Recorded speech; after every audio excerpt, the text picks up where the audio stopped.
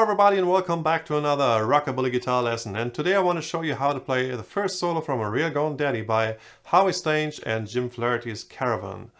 The song was requested by Christopher Henry, a fantastic suggestion, and after I showed you a couple of easy tunes, this one is a little bit more tricky in tempo and timing as well.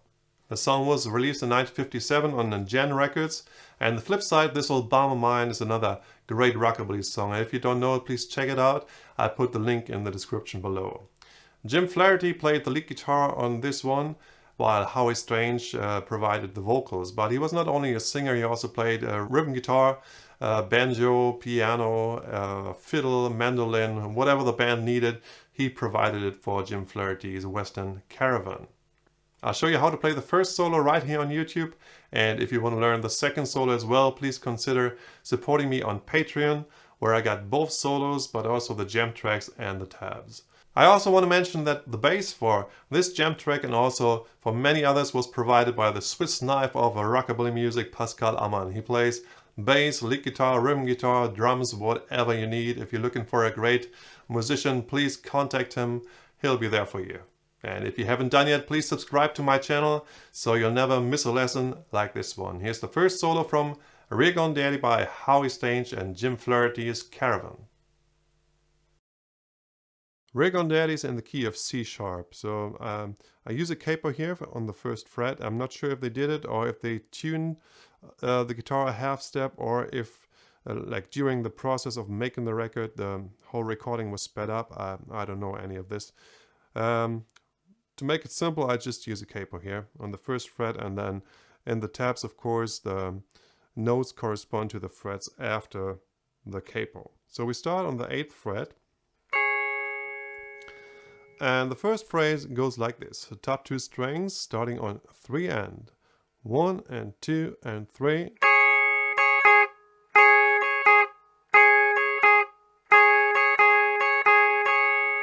So it's all 8th fret here, E and B string, and of course this is the 9th fret of the guitar, but the 8th fret after the capo, yeah, just to make sure. One more time, this whole part. 1 and 2 and 3.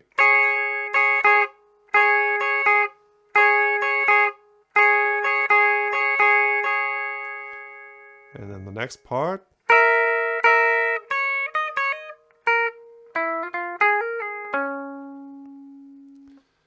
10 and 11, E and B string, then back to the E string, 8 and 10, and then you hammer on like this. Then back to the B string, 10th fret, 8 to 9, hammer on, pull off on the B string, 8 to 10, back to 8, and then you finish the row here on the 10th fret, D string. One more time. This whole phrase played over the last 2 bars of this row.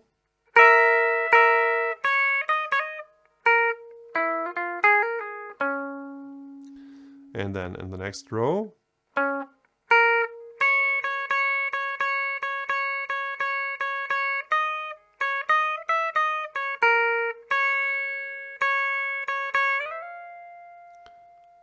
I played the whole row, so let's break it down here. 10th fret D string, then 10 on the B string, and then you play the 8th fret 11 times.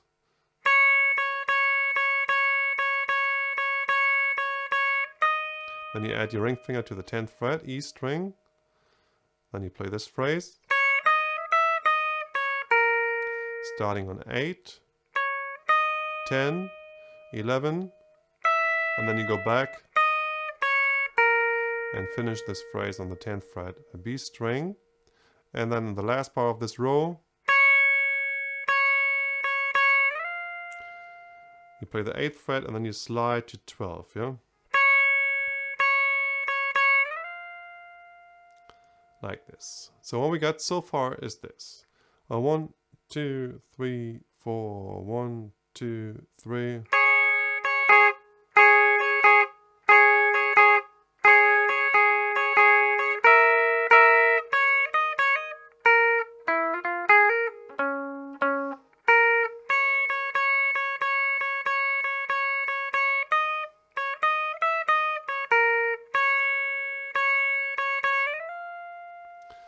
And then the next row starts like this.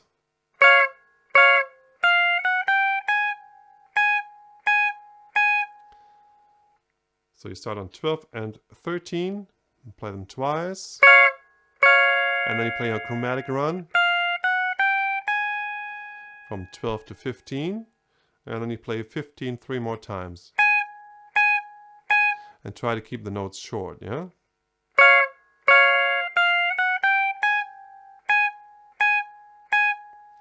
Next part. For the next part, I move my index to the 13th fret to play.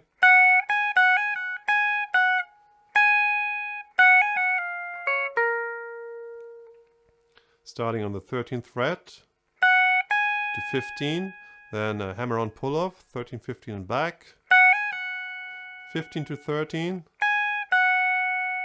15 again, then the same hammer on pull off, but at the end you slide to the 12th fret, yeah? And then you play 13 and 14 B and G string. One more time, these two bars.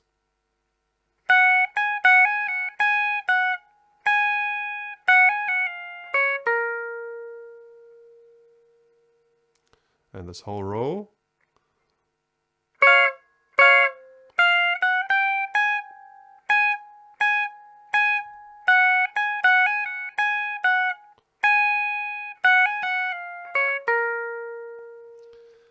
Then the last row of the first solo starts like this.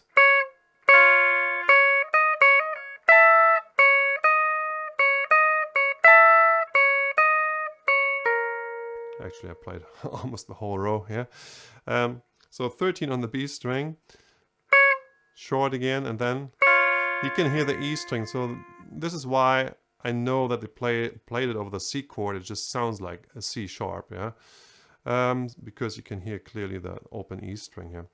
And then 13 to 15 B string, hammer on pull off just like before, and then he plays the 16th fret E and B string, 13 to 15 B string,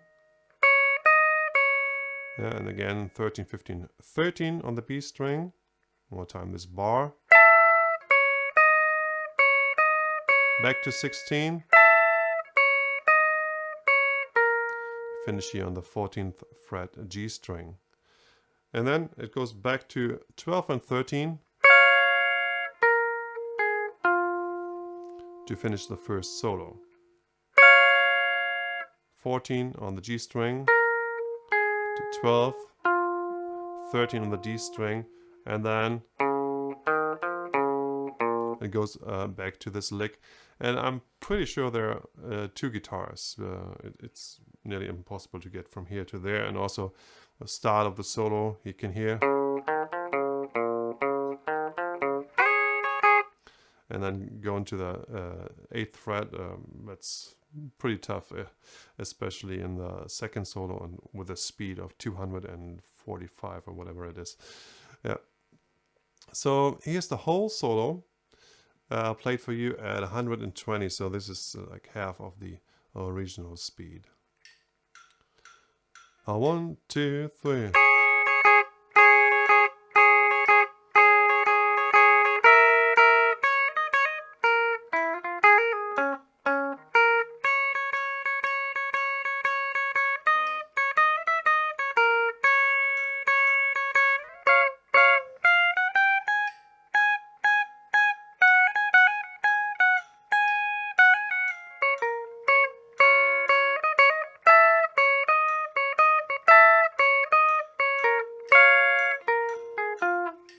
And then back to the bass run.